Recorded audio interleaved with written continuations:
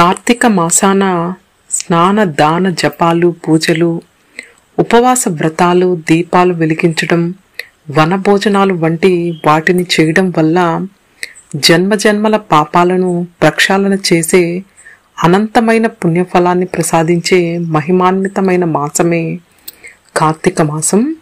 అటువంటి కార్తీక మాసంలో శివాయ విష్ణు రూపాయ శివాయ చ అంటూ కార్తీకం హరిహరుల మాసమని అంటారు. అంతటి పవిత్రత కలిగిన ఈ కార్తీక మాసాన కొన్ని నియమాలు పాటించడం వల్ల విశేషమైన ఫలితం కలుగుతుందని అంటారు. కార్తీక మాసమున 30వ రోజు నిషిద్ధమైనవి పగటి ఆహారం, దానం చెయ్యవలసినవి నువ్వులు, తర్పణాలు, ఉసిరి, పూజించవలసిన దైవం సర్వదేవతలు పితృదేవతలు, జపించవలసిన మంత్రం ఓం అమృతాయ స్వాహ మమ సమస్త పితృదేవతాభ్యోం నమః అనే మంత్రాన్ని జపించడం వల్ల కలిగే ఫలితం ఆత్మస్థైర్యం, కుటుంబ క్షేమం అని అంటారు.